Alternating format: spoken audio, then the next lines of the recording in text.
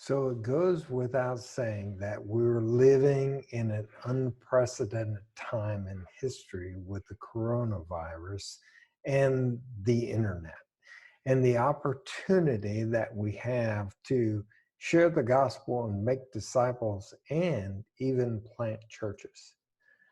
As you watch this video, one of the things that I want to make sure that we don't miss, regardless of what tools we're using, what season of history that we're living in, the most important thing is that we glorify the Lord Jesus. And I think of Revelation 1, 5, and 6, where it says, "And from Jesus Christ, the faithful witness, the firstborn of the dead, and the one who loves us and released us from our sins by his blood, to him who has made us to be a kingdom, priests to his God and Father, to him be the glory and the dominion forever and ever. Amen." I hope this video helps you, but most of all, I hope this helps us to spread the gospel and make disciples of all the nations. So the purpose of this meeting is to talk about our use and effectiveness of video chat groups and churches. And we can talk about Facebook and YouTube and other things if we have time or at a later date, because I think all of them are going to come into play. But I really just wanted to get us together to talk about how to carpe diem, seize the moment. Um, Here's the numbers. Let me see if I can share this with you. Here's the number of people that are on the internet, over half the world's population. And here's the number of people that are on Facebook, So there's a lot of people connected. Is everybody connected? No, but you know, we certainly can use this, and especially in our context. So before we jump right into talking about how to use this thing, let's go through some introductions, just who you are, where you're at, and how long you've been using video chat for ministry. So we'll start with, I'm going to give your name away, so this will go smoothly, but Bob and Mary, introduce yourself. We're Bob and Mary Burton. We're in Ecuador. We've been here 10 years, and we've been doing web-based training for the last 3 years, really. Yeah, probably 3. 3 years. Okay, good. In Comment, Ecuador and other countries. Pardon? I switched. Oh, okay. Kami and Nathan. So yeah, we're Kami and Nathan. We're here in San Antonio, and Jason Ross is the one who has been training us, and we're right now joining you from our back porch. All right. Brett? Unmute myself. Hey guys, my name is Brett Butler. I live in Hayward, California. We've lived here for about 5 years after we moved from Kentucky, my wife Patty and I. We have been doing some form of online ministry. Most of the time we've been here. And then in my business life, I've got tons of experience with just doing things online. Great. Sarah? Hi, so my name is Sarah Gutierrez, and I'm in San Antonio, and I've been doing video calls for ministry about 2 years now. Good. Awesome. Kyle? Hey, I'm Kyle. I'm in the DFW area and been doing video calls for ministry for about 3 years. Great. And Mark? Hey guys, Mark Gearing in Oklahoma City, and been creating video training content on the YouTube channel for a couple years, and then also using Zoom for different video calls, but more recently just digging in. We'll also have a Facebook page dedicated to discipleship, but more recently digging into doing an online church. Great. SoCal. Hey, JT. All right, I'm JT, live in Orange County, California, and yeah, learning how to do this because we need to. He's been using video to equip leaders in Africa and here locally. Yeah. Troy Cooper. We have been using video since about 2012. Actually, we're really dependent on it while we were in Japan, and have used it in different ways. And that was a ketchup bottle, just to clarify. No. What's his name? Dan Puck, serving here in Long Beach as well. Been using video calls for some form of ministry for I guess about 5 years now. I'm Rick. I'm in Orange County, a little town called Los Alamitos here in California. And the biggest dose of online ministry has been the last year, just leveraging the I Am Second brand to help people who are watching those I Am Second films connect to somebody who is trained that can disciple them in short-term and long-term discipleship online. So they watch a video, click a button, and then they get connected with somebody locally if possible, online if not, who can disciple them. Jason Ross.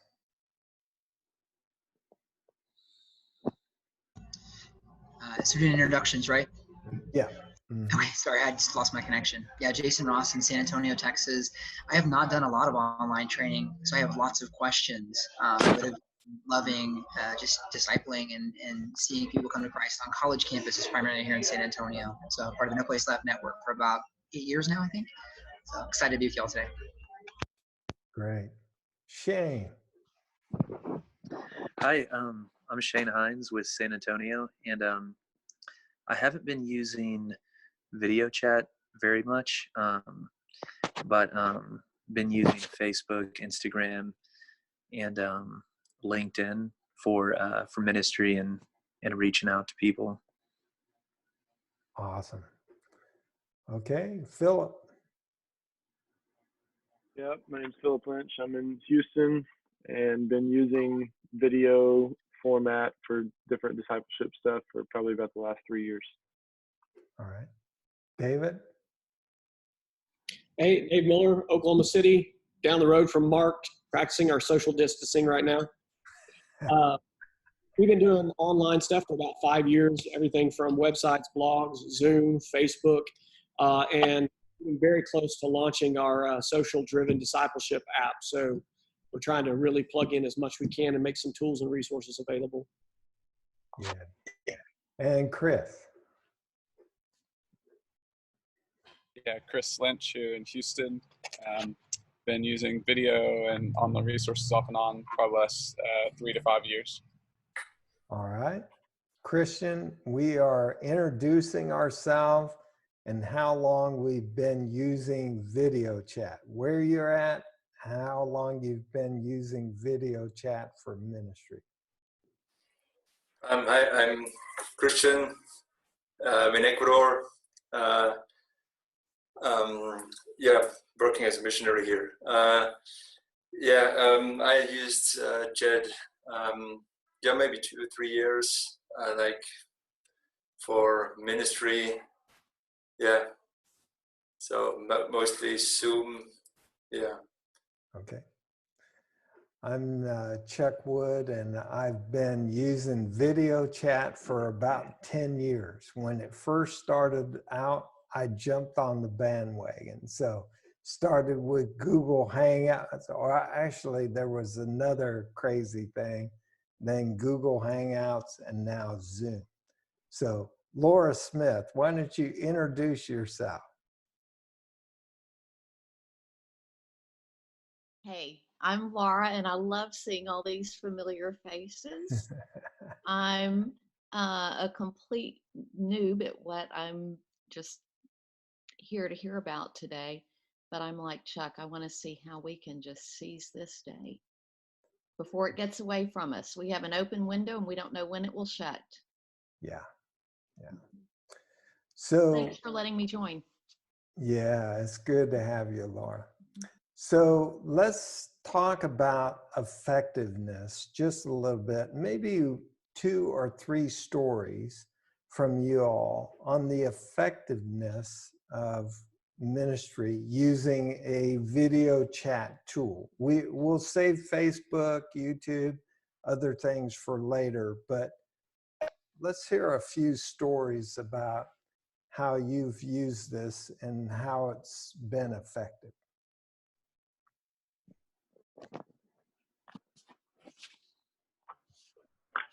Hey, Chuck, it's Brett. I'll get started. Before Patty and I moved out here, before we'd even learned about any of these movement principles, we were living in Kentucky. I was in the Bay Area on a business trip. We already knew the Lord had called us out to the Bay Area to be missionaries out here. We just hadn't moved yet. I met a young lady in a gift shop, had a God-ordained spiritual conversation with her. She wanted to be our first church member when we started, and we were thinking about things in the traditional way, but we said, hey, it's going to be more than a year since we move out here. She said, well, let's start a Bible study over Skype. It was her idea. And so in December of, what was that, like 2014, I think, we started a Bible study over Skype. And 6 weeks later, on February the 6th, she gave her life to Jesus while we were 2,000 miles away. Cool.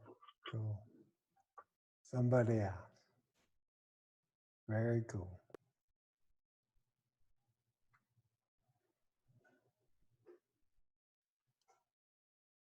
One of the things you learn about video chats is that people are a little bit more shy than they usually are in the living room. Bob, why don't you tell us a story, Bob and Mary? Well, Chuck, I think that since a lot of the people we work with are 6, 8, 10 hours drive from where we're located, after we do an initial training, pretty much everything we're following up with the leader of that group is by a weekly hour-and-a-half video coaching call where we'll model something to them, practice it with them, and then they'll run it downline. And that's been the main, it's our living room for those people that are long distances from us. And so with, for example, Pastor Giovanni in Recreo, from his initial 8 couples to now 300, 350 people involved in the church and the house churches, most of that's come from us training him via internet, and then occasionally heading down for a 4-day or a mid-level. Good. My favorite story from this is I was discipling a guy named Jonathan. Most of you might know Jonathan. I won't use his last name. He's in an undisclosed country. And I mentored him for 2 years, never met him in person. And then we were going through the same airport at the same time. And when we met each other, it was like long lost brothers. I mean, we hugged, and it was amazing the amount of love and fellowship and friendship that was developed on the internet. It's crazy, and so very effective. So hey, SoCal, you got a story?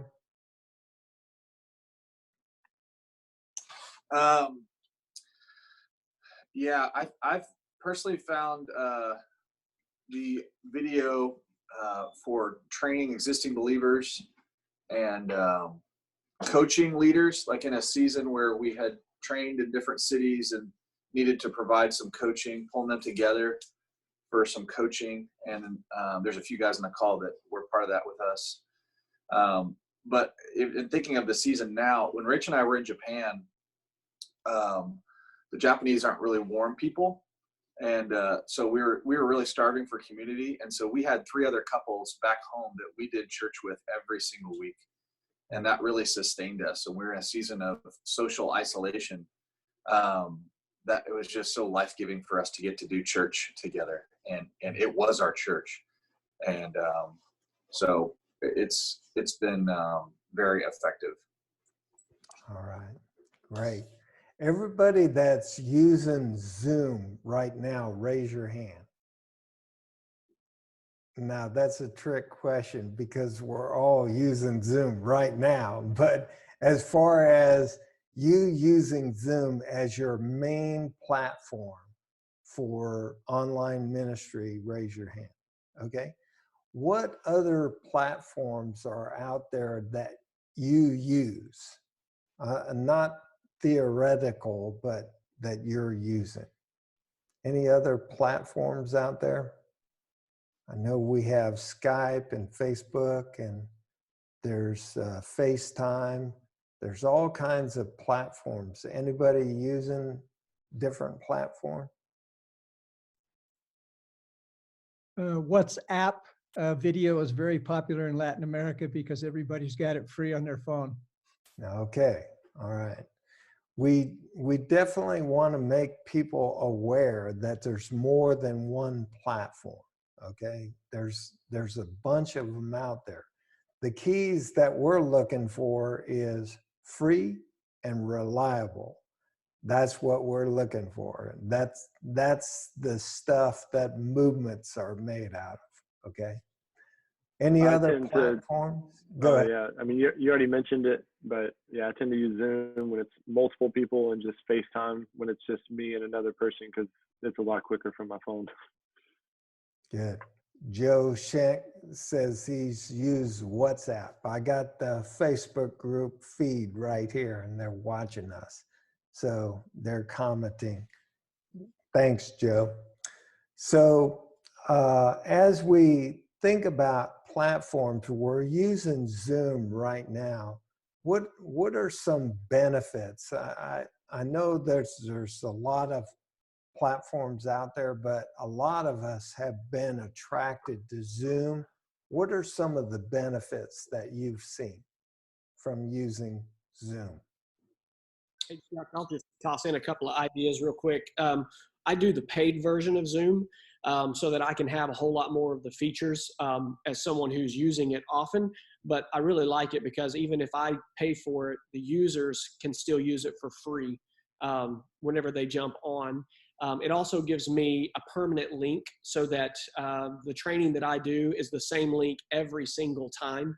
And so if I have a recurring meeting with someone, we're not constantly trying to figure out, what the link is going to be. And then the other 2 features that I use constantly is in a larger group, you can break people into breakout groups for discussions very, very quickly, which is an extremely helpful feature for Zoom. And I'm a whiteboard guy. As you can kind of see, I've got one always around me. But the whiteboard feature that Zoom offers, I have a little pencil that I just use, and it's super helpful to just point out, to draw, to explain, and let people ask questions with. Good. Yeah, that breakout room, that's the #1 reason why I use Zoom. Because when I get a lot of people in church or training, we can do just like we do a training in a facility where we have them break out in their tables and have discussions.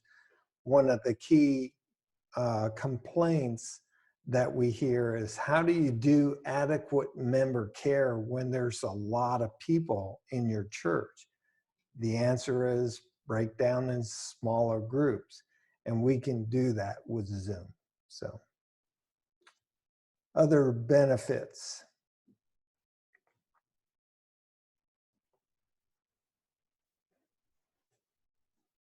from doing a little bit of homework on this, I've been noticing the number of people that can at least be on a phone call. This morning I was on a call with about 300 people. So it was just one individual that was doing the main part of the talking, but it was helpful to see that. I'm still not sure though if you need more than just 40 minutes for most meetings if you're using the free platform, especially if we're asking other leaders to start using this. And if they need more time, it might just make sense to use their own social media for those immediate contexts maybe. Yeah, yeah. I think you're modeling something right now, Chuck, that's great, that this is being live streamed even as we're doing it. So one of the great things about it, I think a lot of people have questions of how to do this, and modeling is really key. So either being able to record the call as we do it or be able to live stream to Facebook is a really helpful feature. Yeah, right now we're recording this and streaming it. Now, just so you know, streaming capabilities, not that I know of, is not native to Zoom. But I have another little program running over here called OBS, and you can stream anything on your computer to Facebook or YouTube or other platforms. So, all right. Any other, I feel like we're really giving a plug for Zoom, but I usually use what works well. And so, Brett, you were going to say something? Yeah, I'm going to be testing it in a little while, but I do think that in the paid version of Zoom, you can stream to Facebook Live and to YouTube. Yeah, Mark's nodding his head. All right. So you do have to pay for it. Pray for me. This Saturday, I'll be using it for the first time to do a gospel conversations training with youth from about 3 different Filipino churches in the area. Mm-hmm. Originally, we were going to do it in person. We were going to go out and share the gospel right away. But now we've moved all that online with the social distancing guidelines. And I'm going to encourage them to just be reaching out with prayer and the gospel to their friends. So pray for me. We'll be using breakout rooms and whiteboards and all that. David, I may be hitting you up. Yeah, great. I know Japan did their first gospel conversation training 2 days ago. Had 20 people, trained them. They actually went out in their neighborhood. They were instructed, just go out and pray walk your neighborhood. And David Cervenka and the pastor led a young Japanese, or he was South Asian, led a South Asian to Christ that spoke perfect Japanese. So go figure, right? Just real quick follow-up, Chuck, on Brett's. Sometimes the whiteboard is extremely difficult to use from like a trackpad because it's just not like intuitive in terms of where you're drawing and what actually comes on the screen, and the delay makes it a little awkward. So 2 quick tips on that one. If you have an iPad and you have any type of a Samsung device that's got a pin that's available, you can actually connect very easily to your computer and register it. And then as you share your screen from Zoom, one of the options will be the connected device. And then you can just draw just like you normally would on your iPad or whatever device you're using, and it'll show up. It's way easier to use. And then also, I just purchased a real simple, like $30 pad that just has a pin, and you plug it in USB style, and you can just draw. And it's made for designers, but for $30, and it works perfect. You just don't look at the screen while you're drawing. Yeah. Troy, you were going to say something. Yeah, even now you're recording this, and so the ability to record and store, the fact that we can call in, like there's a number that's provided that somebody can call in from all over the world if they don't have video access. And I think one of the main things that we shifted over from Google Hangout was just the reliability of Zoom to actually get on, and the strength of the signal. I felt like with Google Hangout, there were some features that I miss, but it wasn't worth just the unreliability or how hard it was for people to get on, or getting a different link that, like that, what David said, that reusable link that you can set. And now how it's syncing it does sync with Google Calendar, or if you're using Google Calendar, you can add Zoom in there as a plugin and schedule a Zoom call directly through Google Calendar. So, Awesome. Yeah. Another feature is this screen share. I set up slides before, like I've been sharing the stories of hope for the last 2 nights with my oikos on Facebook. And so I can flip through slides and, share that way as well. So now we're talking about some pretty significant technological things, and somebody might be watching out there who's going, what? I'm not even going to try that, man. I'm not a techie. Talk about the challenges that people have had trying to get on Zoom, and what do you do to help them?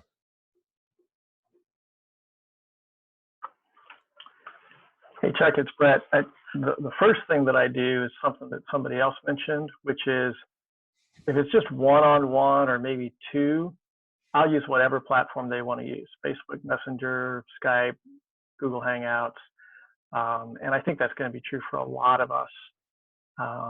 It's really Zoom kicks in when you've got 10, 20, 30 people involved. That's where it stands head and shoulders above the others. But if it's a small group, whatever they want to use, that's the first thing I would say. Okay, good. Yeah, use the platform that works.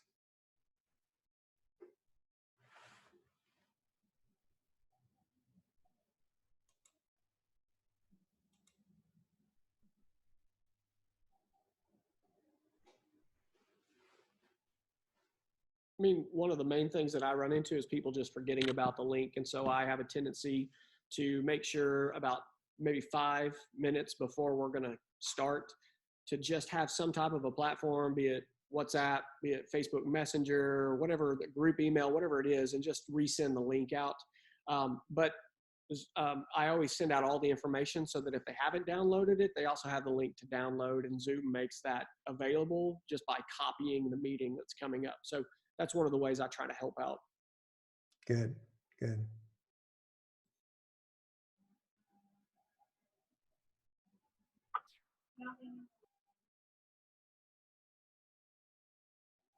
I think one of the obvious problems is when people aren't used to it, they're trying to get their microphone and their video to work. In fact, they've made fun of this in movies where kids are trying to teach their parents how to use this stuff. And so I always ask people that their first time, show up early so I can help you out. And sometimes you may want to lock the meeting because it becomes too distracting when people come in right in the middle and say, I can't hear you. I can't hear you, and then all of a sudden your meeting, your church turns into total chaos. So, just knowing where they can go to adjust their microphone and make sure they're selected the right microphone and the right camera. Those things are important to, as a facilitator, know how to do that, know how to coach people through that, and know how to limit the distractions. Everybody here is on mute. That's one of the tips of the trade. If you have a lot of people, everybody's on mute unless you're speaking. That cuts down a lot of background noise. Troy. Yeah, and it's going back to advantages. The host has the ability to mute somebody that's loud. If you don't want to embarrass people and you see that they're creating a lot of noise, you can just mute them. I thought that was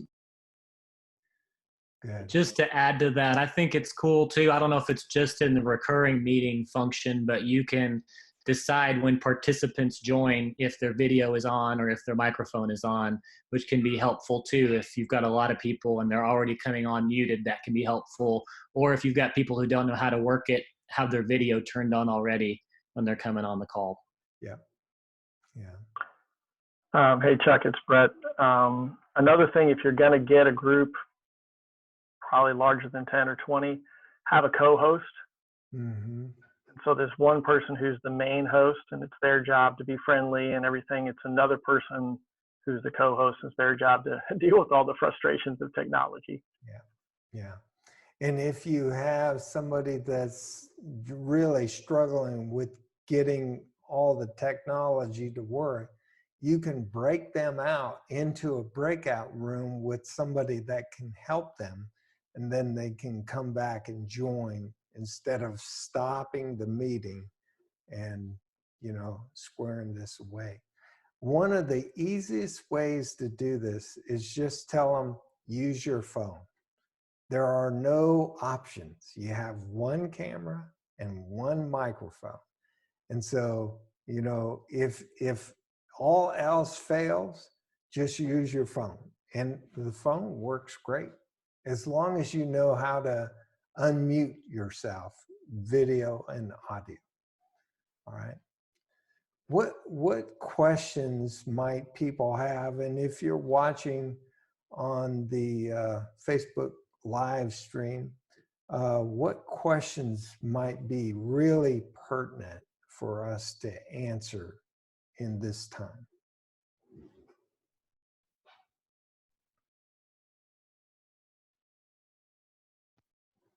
Chuck, I'll go with one. We were just talking about this earlier. I was on a Zoom with Sarah and another leader. We were talking about how do you break people out into the chat rooms, maybe just any advice or expert tips on how to do that, both just practically, but also do you personally try to break people into groups knowing that they're going to be effective, or do you allow them to select? I'm not familiar enough to know how to do that on Zoom, but I think that could be really, really helpful for really helping the community, the online community. Okay. Here's the breakout room icon in the menu. You actually have to go into Zoom online, and correct me if I'm wrong, if they've updated this, but normally it doesn't come with the initial download of Zoom. And so you have to go to and I'll post a link on how to do this, but you got to go to Zoom .us and just search breakout rooms, and then it shows you a video and how you download the little app, and now you can have breakout rooms. And once you do that, you restart Zoom, and then you click on the breakout room, and notice you can have as many rooms as you want. I don't know how many. Hey, Chuck. Yeah. We cannot see your screen. We only see you if you're trying to screen share. You only see me. Oh, that's right.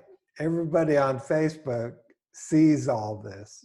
You're not seeing it because I got this window for breakout rooms open. So yeah, you can share your screen maybe, but yeah. Yeah, let me see if I can do that.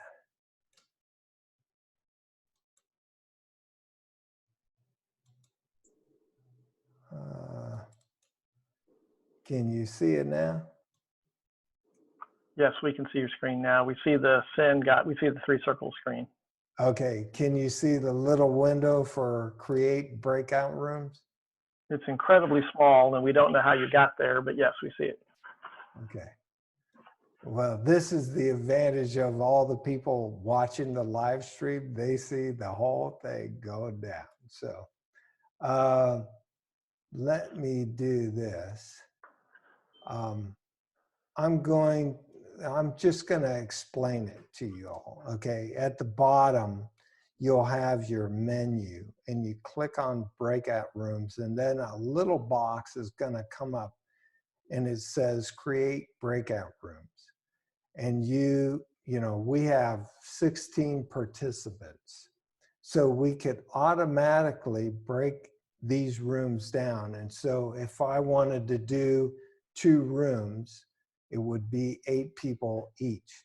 Or you can manually assign people to rooms, and that way you have your small group leaders leading. That's the advantage of manual. And then once you click on create rooms, it's going to put everybody in a room. And then when you want them all back, it'll give a little bit of a warning, like you got 60 seconds, wrap it up. And then it brings everybody back in. The best way is get on Zoom and practice it. But I'm going to break you out and bring you back, all right? Just so you experience it.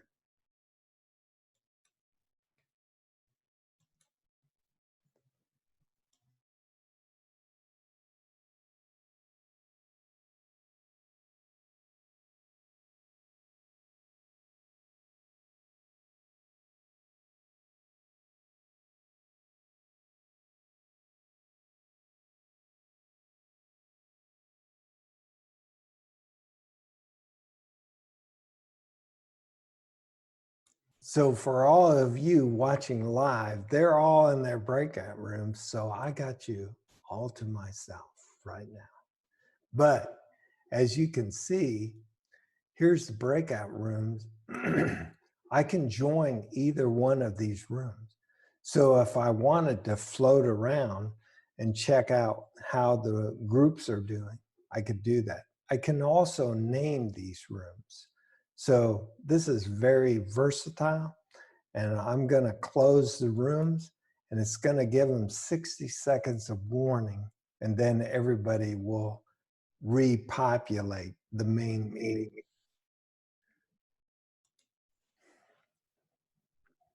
So we're coming back. You're the early birds because you clicked the button. What button did we click to come back? Return to main. Oh, session. I thought it automatically was happening. No, I clicked the return. Everybody else is having so much fun fellowship, and they're going to take their full 60. We didn't like our breakout rooms. No, that's not true. It's not true. What kind of group did you put me in? Yeah. I didn't know we had a means to escape. Yeah, you do. What are you trying to do over there? So let's see here. I got a bunch of comments. So we are going from room to room just to meeting people. Yeah. All right. So and that's how you do it, Jason. Are you looking for tips or why you would do that?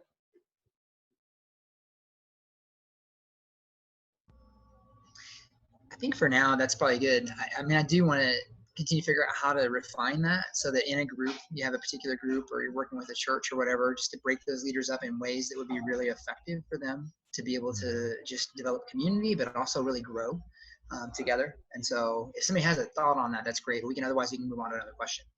That was helpful, Chuck. Thank you to experience that.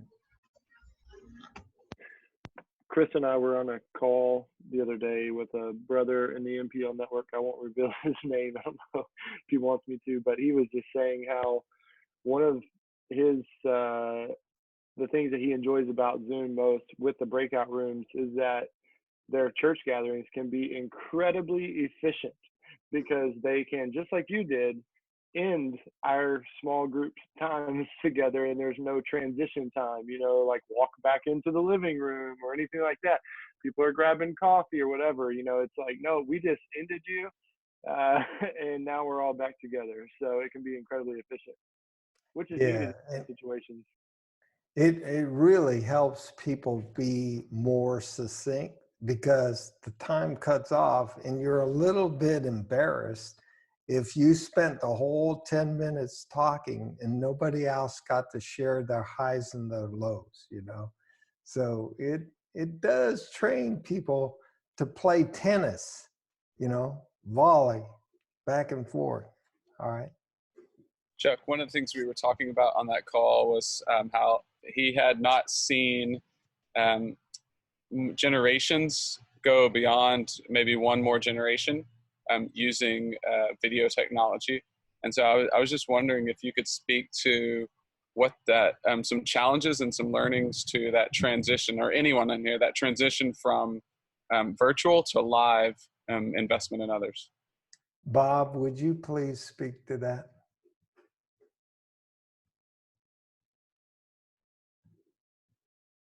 How many generations of churches does Geo have? He's got one 5th gen and some 4th gen. And the majority of your coaching to Giovanni has been? By internet, by Zoom. Okay. And the majority of the generations, are they refried beans or new beans? New beans. These are all new believers. New believers. So we do have a great case study here in Ecuador. And if you're just talking about reproducing, multiplication, I've been doing this for a while now, and my greatest fear was it would stay on the internet and it wouldn't filter to on the ground. I don't want to say real life, because this is real life, but on the ground, local. And I've never seen that happen. Everybody that I've ever trained on the internet has actually reproduced on the ground. And so I don't know if we should fear that, but getting the 3rd and 4th generation in our context has been tough no matter what we're doing, but we'll keep plugging at it. Chris. I guess my main question, Chuck, is what are some of the challenges in that transition? So if I'm only coaching online, right, I'm not physically with them, but they're trying to do in person, there are some differences between those two? And what are some of the challenges that you faced and for that other leader? So I'm not going to face this challenge because I'm doing it online with them, so they won't see me solve that. They're going to face it in person, boots on the ground. And so what are some of those challenges and how have you guys seen them overcome? I'll let somebody else talk. I think one of the advantages of that in the MAL process, having the model and assist phases are forced to be short. And then the watching phase is long. So it forces them to actually go out and do it and fail and fall off the bicycle. And that's what I've been able to see as I've been coaching people online, is I'm limited in what I can actually model and assist them to do, which actually forces them to actually do more. And so I kind of see it as an advantage in that way, just the limitation of actually being there. However, there's also the disadvantage of the width factor. So you can kind of look at it both ways.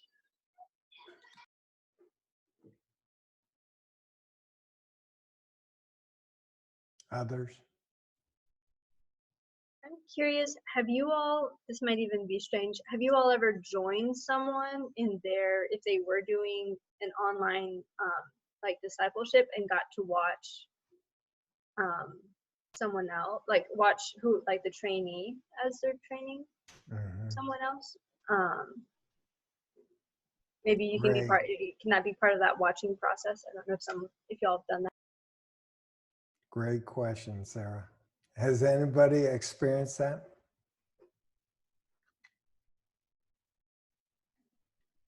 Yeah, I've ahead. seen it. Yeah, I mean, it's in an online context. It's not on a boots on the ground. But I can watch them lead and facilitate in those types of things and help them troubleshoot in that context. In the boots on the ground context, obviously I'm limited. Deb and I sat in on a church, an online church. The leader asked us, would you just sit there and take notes? And so we did that 2 weeks ago. We've been doing that. And I've been in a situation where the person set their phone on the counter and they said, just watch us and give me feedback later. This was a church in a home. And so I was like, you know, stuck in the corner and just listening to what was going on. And, you know, when you think about it, it's easier to do that these days than get in your car, drive all the way across the city, 40 minutes, sit there. You know, they just hook their phone up and put you in the corner and you can maul them. Chuck, you were literally the fly on the wall. Yes, I was the fly on the wall.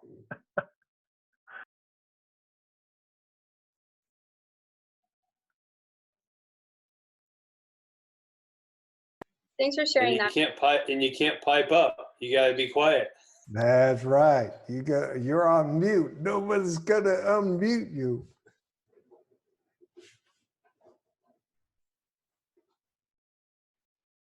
Yeah, Chuck, did you notice that they actually kind of forget you were there? Yeah, they do. It's like you're invisible. That's really good.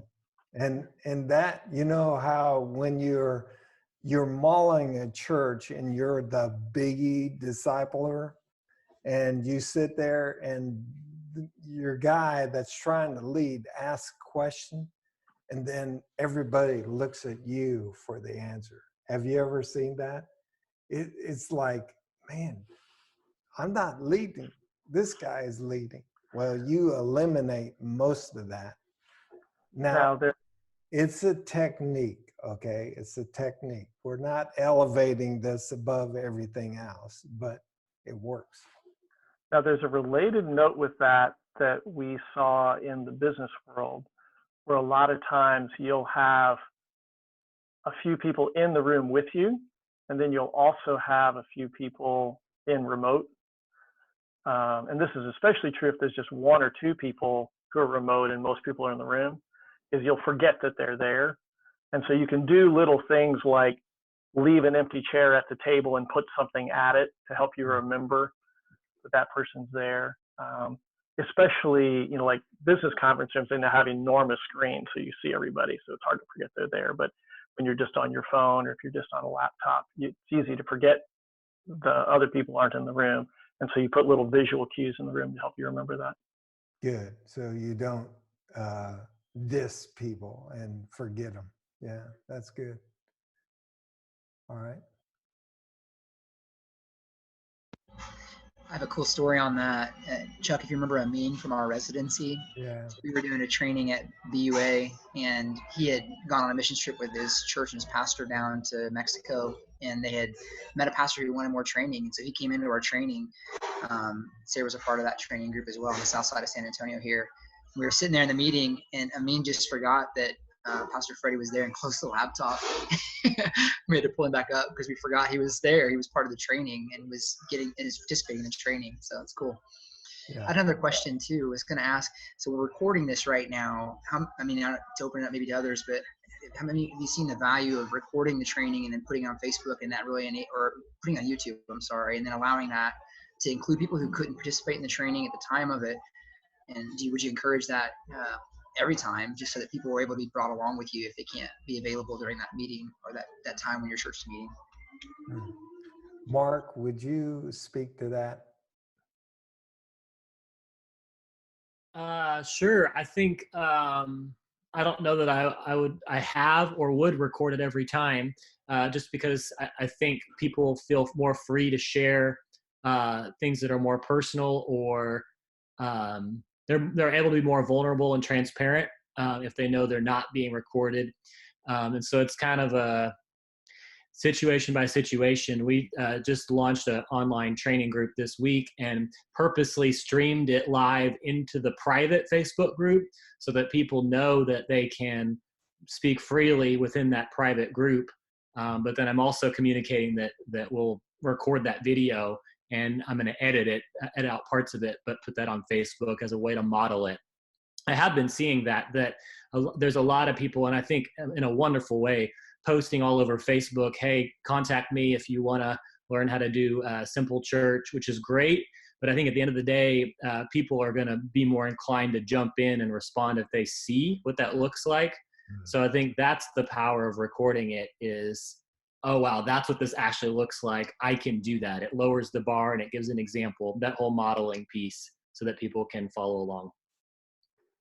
Yeah, I always ask people, hey, do you mind if I record? Do you mind if I stream? And I have editing rights, and usually I cut the highs and lows out. So because like Mark was saying, we want people to share their heart. And when you're being recorded, you might not do that. So if you have the ability to edit, but it's gotten to the point with my trainings where people are saying, and the folks that are watching on Facebook, you know who you are.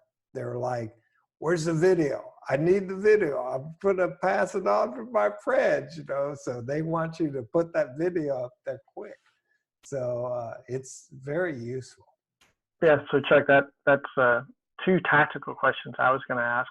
One was, do you have a feel for how often the videos really are watched? I mean, I'm kind of humble. I'm not really sure how many people really watch my videos. And then the second is, at least up on Zoom, it limits how many recorded hours of video I can have. So I was like, what do I do with these things now? Do I download them even though no one's going to watch them, or are they useful? So can you speak to both those things? Oh man, I'm going to let Mark answer this question. You want to answer this question, brother, on videos? Who's watching videos?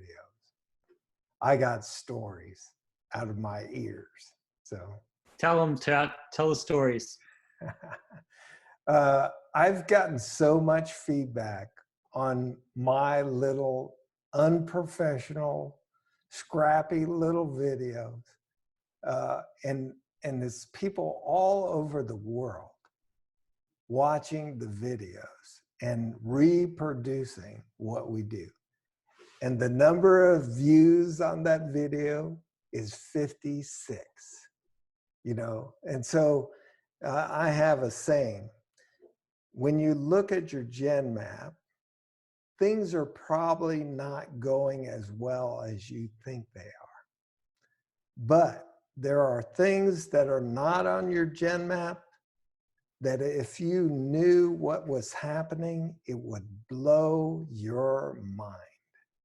God is doing things, and the numbers don't necessarily reflect the things that God is doing in powerful ways. A guy in the Balkan states said, I watch your video, and we've started churches in all the Balkan states in Europe. And I looked at these videos, and the number counts were like really low. So I don't believe the math. I trust God. Sorry, I'm preaching there. Anyways. Okay, how about the second tactical follow-up of, well, where do you store your videos? When you record them on Zoom, there's an upper limit. So what do you do with that? I bring them to my computer and edit them and then load them up to YouTube and either delete them or put them on a separate hard drive. So yeah, I don't put them on Zoom's cloud. I don't do that. So Mark, what do you do with your videos? Yeah, similarly, I generally record them. And I specifically got the large capacity iPhone with that in mind to be able to record everything on iPhone, partly because it's reproducible and partly because if you've got good lighting, it's a one-stop shop. It's already digital. It's easy to transfer over. So that's my starting place. So I've got, and actually it's a large enough capacity that I've got a backup about my last 5 videos or so are just on the phone. But then I'll upload them to YouTube, and that's my main storage place. I know Google's got a limited amount of storage, so you can sideload is what it's called onto Google and then over to YouTube as an option too. Well, we've been at it for an hour. I don't want to run you off, but I do want to be sensitive to your time. So if you need to bug out, go ahead and do that. But I did want to see, before we leave, I wanted to see how many of you would be willing to assist other people in getting their online groups and churches started. Okay, Bob, I see that hand. Okay, good. What I'll do is I'll get your email and actually email me, letting me know that, yes, I'd be willing to help other people get online groups and churches started. And what I'll do is I'll start funneling people to you. I'll put my email. My email is charleswood1@gmail.com. And so if you email me, I will send these folks to you, okay, that are watching this video. So it's charleswood1, the number 1, @gmail.com. Okay, so we're very willing to help you all get your small groups and churches started online. Troy, you gonna say something?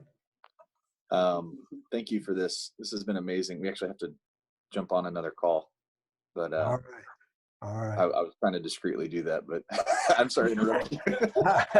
I doubted you out, bro. That's all right. Thanks for your leadership, Chuck. This is really, really valuable. And just personally, it was encouraging to see everybody's faces on here and hear from people. Yeah. And that alone was worth it. But All right. I see Philip Lynch has raised his hand. Do you want to talk? That's another. Oh, I was given the clapping hands reaction. Oh, okay. Yeah, you can give clapping hands or thumbs up. That's one of the features. So, all right. So, if you do need to take off, bug out. If you have more questions, I'll be around for, a few minutes answering those questions. People on Facebook are, they're tuning in and out when they want. So any other questions or tips? Yeah, Sarah.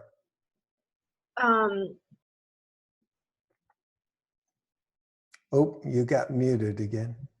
Thank you. The first question I had was,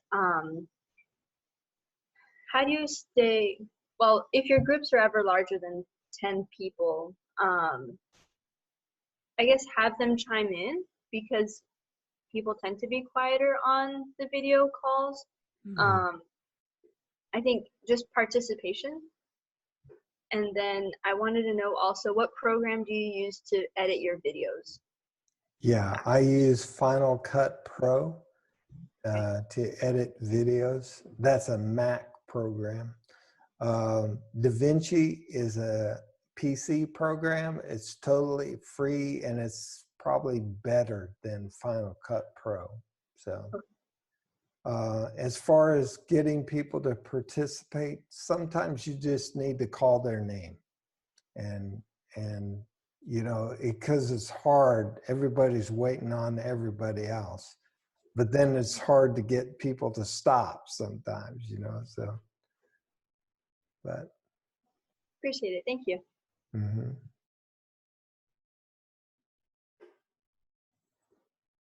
Bob and Mary, you all are pros at this. Are we missing anything? Yeah, you are. You're so humble. No, actually, something came up during it based on one of the questions that was asked, and I was thinking, in a lot of situations for us, I have contact with a leader on a regular basis, but because of where we live, there's not second generation internet usage because the people don't have enough time on their phones. They don't have computers, smartphones. don't have smartphones or other things. So it was kind of a one generational, so that the modeling could be done, but the watching of that person coming in and doing it in the next stage, where you might have an unlimited plan and can pop your phone up there, no, it's not there. So what it made me think about is I need to ask that guy who has that capability to create a group of a few people so that I can watch him do that. It's the only way I'm going to see it happen and know for sure that he's reproducing what we modeled and what we practiced. But it's going to be call it a practice group, but it just hit me that that's going to help in this situation, because technology, and I see Christian nodding his head, technology is somewhat limited. And internet. Wi-Fi is But a lot of the people, they just add money to their phone when they have the money to do it. They don't have plans. And they don't have, a lot of them don't have smartphones. So that limits it. The other thing is that we'd much rather do face-to-face, but because these last few years have been so volatile with strikes in the country where it was dangerous. You couldn't travel because you could be killed by strikers or, whatever. Or we had tremendous landslides one year. We couldn't travel. So we're limited by things like that. Weather and accessibility. Road closures are just a normal thing for us. So we've had to rely on the internet. But I really appreciate this time, because that question that got asked prompted, hey, here's something we could be doing to solve that. Kind of a dress rehearsal. Okay, show me that you can do it with people close by, and then you can go out to your church. I think of Wesley's in the Circuit Riders. It's except in these situations where internet access is limited, you can be a circuit rider easier than ever in history. So but those kind of ideas that Bob is bringing up, we need to share those with one another. All right. Well, hey, Laura, we want to thank you for being with us. And if there's anything we can do to help you help others, let us know.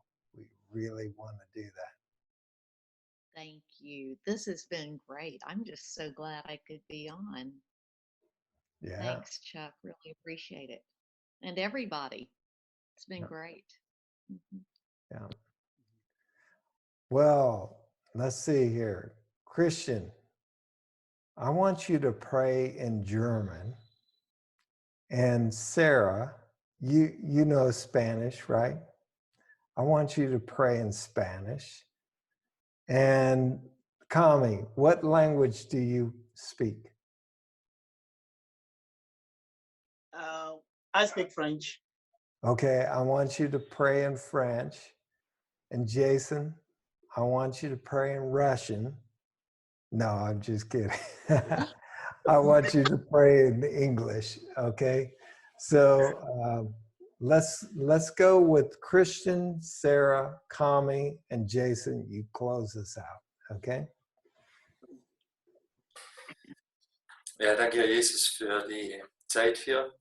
Danke für die praktischen Tipps, wie wir Gemeinde machen können. Ich danke dir für deine Gegenwart und dass hier wirklich Leute sind, die Gemeinde bauen und Jünger machen. Ich möchte dich bitten, dass du uns deinen Geist gibst für alles, was wir brauchen, dass du uns wirklich jetzt in dieser Zeit hältst und Weisheit gibst, um Team-Meetings zu machen, um deine Gemeinde zu bauen und wirklich Leuten die gute Hoffnung zu bringen.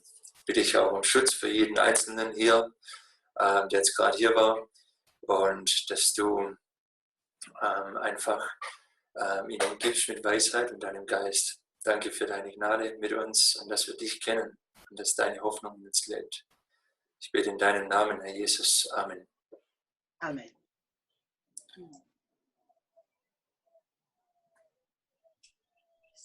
Sarah, you're muted. Thank you. Señor, te damos gracias por este tiempo y por todos estos hermanos y hermanas que puedan estar aquí juntos con nosotros, uno aprendiendo uno del otro, pero también aprendiendo cómo ayudar a los demás que están alrededor de nosotros. Y te pedimos tu discernimiento y que nos guíes en alcanzando otros y apoyando y animando también. Señor, sabemos que es solo tú que puedes trabajar en los corazones de todos los discípulos y la gente que conocemos, y estamos dependiendo de tu espíritu, trabajando en nuestros propios corazones, pero también en los corazones de los que conocemos. Pedimos estas cosas en tu nombre poderoso y majestuoso, y en tu Hijo que nos ama y que ama este mundo. Estas cosas en tu nombre. Amén. Amen. Éternel Dieu, nous te remercions pour l'opportunité que nous avons de nous rassembler ce matin. Seigneur, je prie pour la vie de toutes les gens, de toutes les hommes et toutes les femmes qui se sont réunis en ce moment pour pouvoir faire en sorte que ta parole puisse gagner le monde entier à travers la ligne Internet.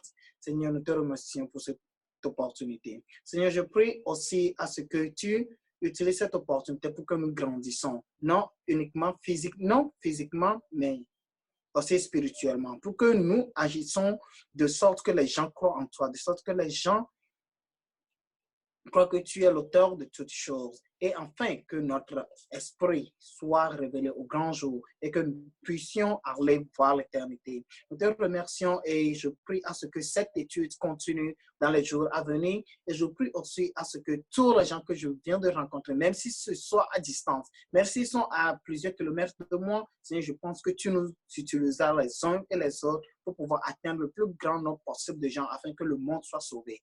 Nous te remercions et nous te disons merci pour l'opportunité. Je prie pour les dirigeants à ce que tu les gardes fermement sur ta voie afin qu'ils ne se penchent pas sur la gauche, mais qu'ils fassent toujours ce que tu leur demandes de faire. Seigneur, merci, nous te bénissons, nous magnifions ton nom, au nom de Jésus-Christ, j'ai prié. Amen. Father, I don't understand all those words, but you do. And Lord, we long for the day when we'll be there in your presence, and every tribe and tongue and nation will speak, and we will understand. We will worship, and our hearts will just burst. God, would you come until there's no place left in our hearts, no place left in our cities, and no place left in the nations where Jesus is not known. We praise you today, and we thank you for this time. In Jesus' name, amen. Amen. Amen.